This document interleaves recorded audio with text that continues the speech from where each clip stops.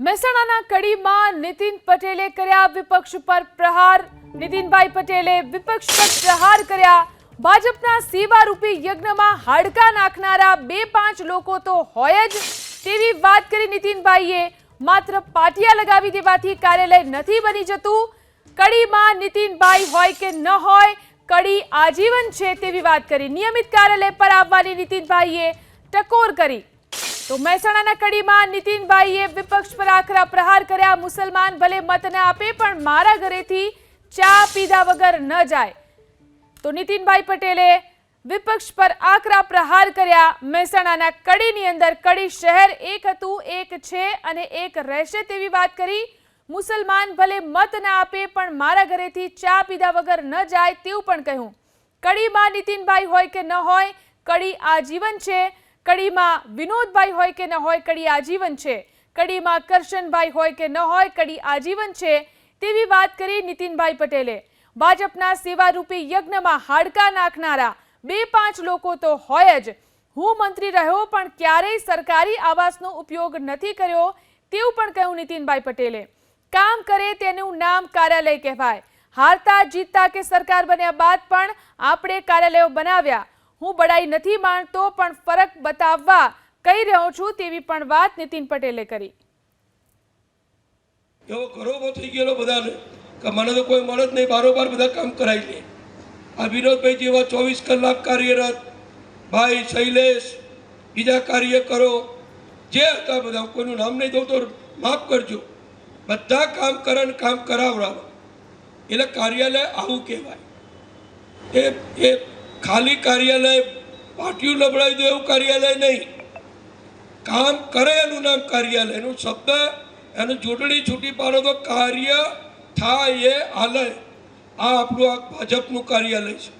મુસલમાન હોય ભલે વોટ ના આપતા હોય, પણ જ્યારે મારા ઘેર આવે ત્યારે મારો મુખ્ય જે હોલ છે તમે બધા જોયેલો છે, સોફા સેટ વાળો 20 જણા બેસી શકે એવો, ત્યાં બધા બેસે ને કોઈ ચા પાણી વગર ના જાય એવું મારા ત્યાં 1990થી ચાલે છે। આ એ કાર્યાલય હતું મારું। હું મંત્રી રહ્યો 20 વર્ષ। 20 વર્ષમાં લગભગ 2-5 દિવસને બાદ કરતા કદી હું ગાંધીનગરના બંગલે રહ્યો નથી।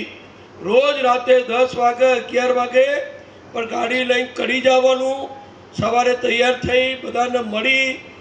એ વખતે મોબાઈલ નહોતા, એ વખતે આવા રોડ રસ્તા નહોતા, આવી મોટર ગાડીઓ ઘેર ઘેર નહોતી। બધું કાર્યકરો પરાણે આવતા હતા। એકવાર આવવું હોય તો 50 રૂપિયા ખર્ચો થાય, 50 રૂપિયા 90% ખિસ્સામાં નહોતા। એ વખતે બધાનું કાગળો રજૂઆતો ભેગું કરી અને ગાંધીનગર જવું। આ 20 વર્ષમાં મંત્રી તરીકે હું 10 દિવસથી વધુ ગાંધીનગરના બંગલે નથી રોકાયો। શું કરવા? આ દોડી કરવાનો મને શોખ હતો, પેટ્રોલ મારવાનો શોખ હતો? ના, કાર્યકરોનું કામ ઘેર બેઠા વગર ખર્ચે, કોઈને ગાંધીનગર ના આવવું પડે, અહીંથી જ એનો કાગળ લેવાઈ જાય અને એના ઘેર બેઠા એને જવાબ મળે, જે કામ કરવાનું હોય થઈ જાય। આયેલા કાગળ ગાંધીનગર જઈ તરત ફોન કરી જાય। આ બધાનો અનુભવ છે। મને લાખો કાગળ અત્યાર સુધી 20 વર્ષમાં આવ્યા મંત્રી તરીકે, લાખોનો મેં જવાબ આપ્યો છે। ત્યાં આગળ તાલુકા પંચાયત રોડ ઉપર છે પણ કાયમી નથી વપરાતી, એવું જરૂર નથી ને એટલું કાર્યકરો નથી ને એટલું કામકાજ નથી। અને હું જ્યાં સુધી હતો એટલે મારી બડાઈ કરવા નથી કહેતો, પણ સમજ ફરક બતાવવા કહું છું। હું જ્યાં સુધી સરકારમાં હતો, હું ધારાસભ્ય તો કડી રહેતો હતો। અહીં જે મોટી ઉંમરના લોકો છે, જીવનલાલ જેવા વડીલો, બધાને ખબર જ છે, સવારે 8 વાગે હું બ્રશ કરતો હોઉં ત્યાંથી લોકો આવીને બેસી જતા હતા। મારો હિંચકો, મારી ઓસરી, ખુરશીઓ ભરાઈ જાય, આખો ચોક ભરાઈ જાય। અમારો ભાઈ વાસુભાઈ એ બધો સવારે ચા પાણી ચાલુ થઈ જાય। મારા ઘરવાળી અત્યાર સુધી 1 લાખ કપ ચા બધાને પીવડાવી હશે। કેટલી? 1 લાખ કપ, સમજી લેજો। અને કોઈ ભેદભાવ નહીં। અત્યારે બધી વાતો લોકો કરે છે।